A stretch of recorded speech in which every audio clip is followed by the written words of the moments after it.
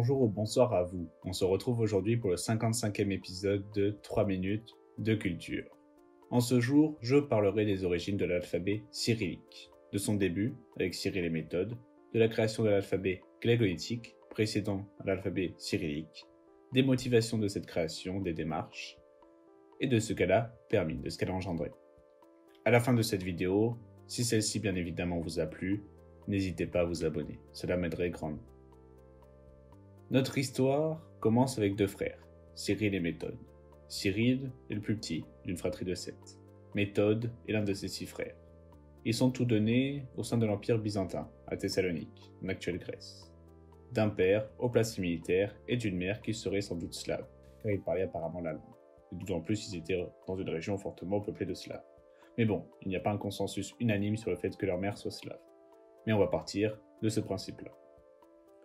Vers l'an 861, après de nombreuses années plongées dans le christianisme, les deux frères, 40 ans après leur naissance, selon la tradition, sont envoyés chez les Khazars, en Crimée, pour des missions d'évangélisation.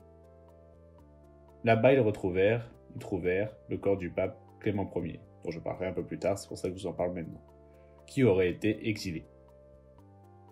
De retour en Byzance, de là où leur avait été ordonnée leur mission, à Constantinople, les deux frères furent envoyés, cette fois-ci en Moravie, pour une nouvelle mission de christianisation, mais cette fois un peu plus complexe. Cette nouvelle mission, ordonnée par l'empereur Michel III, auquel le prince de Grande Moravie Ratislav aurait demandé à ce que des clercs capables d'instruire ses sujets au christianisme dans leur propre langue lui soient envoyés, était de créer un nouvel alphabet, de créer une écriture dans laquelle les Slaves puissent comprendre, puissent lire la Bible, dans le but de christianiser son peuple. Les Slaves, eux, avaient des langues, mais n'avaient pas d'alphabet. Et c'était très dur, c'était compliqué, c'était pas convenable de le traduire soit en alphabet latin, soit en alphabet grec. C'est donc pour cela qu'en 863, en Grande Moravie, l'alphabet glagolitique, ancêtre de l'alphabet cyrillique, fut créé, vu le jour. Alphabet créé dans un but religieux, dans un but aussi d'influence. On en parlera juste après. Mais bon, cela leur imposera quelques regards hostiles, de la part notamment du clergé franc. Parce que, quelques regards hostiles, je vais me justifier, pour eux, il n'y avait qu'une trinité de langues religieuses, que 3 langues, excusez-moi, je me suis trompé dans le vocabulaire, que 3 écritures dans lesquelles la Bible pouvait être traduite. Dans l'écriture hébraïque, dans l'écriture grecque, et dans l'écriture latine. Et c'est pour cela qu'en 867, Cyril et Méthode se rendirent à Rome pour se justifier auprès du pape. Ils se rendirent à Rome avec les reliques de Saint Clément qu'ils avaient trouvées précédemment chez les Khazars. Le pape Adrien II, surtout très honoré de recevoir ces reliques, les reçut avec bienveillance.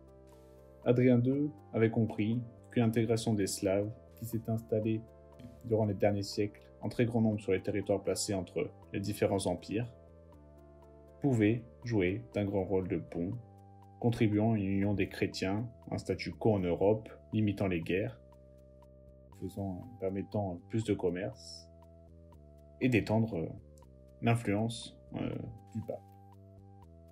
Alors, après cette mission parfaitement réussie, Cyril, qui était tombé malade au cours de celle-ci, mourut.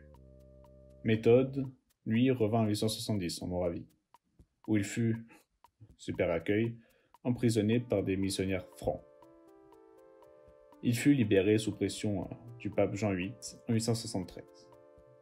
Le restant de ses jours, il continua sa mission initiale, de christianiser les Slaves de Grande Moravie via l'écriture, c'est-à-dire jusqu'en 885, date de sa mort, année de sa mort. À la mort de Méthode, les différents disciples des deux frères furent chassés de Grande Moravie, ou emprisonnés tout simplement. Les exilés alors trouvèrent refuge en Bulgarie, parce que le roi Boris Ier de Bulgarie, qui avait quelques années auparavant christianisé son pays, saisit l'opportunité et accueillit les disciples de Cyril et Méthode, notamment Clément d'Oride, à qui l'on attribue la diffusion de l'alphabet cyrillique en Bulgarie et qui est considéré comme le premier évêque de l'église orthodoxe bulgare, mais aussi Naoum, Goraz, Sava, Angela, tous fêtés comme des saints Bulgarie, comme leur précepteur Cyril et Méthode. Alors pourquoi je parle d'opportunité ? Je parle d'opportunité parce qu'à l'époque, les tribus slaves au sein de l'Empire bulgare n'étaient pas vraiment soudées. Il y avait quelques frictions entre elles. Et donc une écriture commune aurait permis une meilleure communication, de créer aussi une certaine union culturelle. Union culturelle créée aussi grâce à la christianisation, qui a été faite quelques années auparavant et qui fait face aux réticences du paganisme. Et à mesure que le christianisme, lui, que Boris Ier avait introduit précédemment, se diffusait avec l'écriture grecque, parce que c'était l'écriture grecque qui était utilisée, les Byzantins, pas vraiment amis avec les Bulgares, gagnaient de l'influence. Et c'est pour cela, et aussi pour question d'honneur, qu'en 893, l'alphabet cyrillique devenu l'alphabet officiel de la Bulgarie. L'alphabet cyrillique étant un mélange de l'alphabet grec et glagolitique adapté à la langue slave cyrillique en l'honneur du créateur de l'alphabet glagolitique, Cyril. L'alphabet cyrillique sera, dans le futur, un moyen fort pour intégrer la Russe de Kiev, dont je parlerai dans un prochain 3 minutes de culture, aux activités économiques du continent. Il sera aussi le 3e alphabet officiel à rentrer au sein de l'Union européenne, ainsi que l'alphabet de plus de 200 millions de personnes à travers le monde.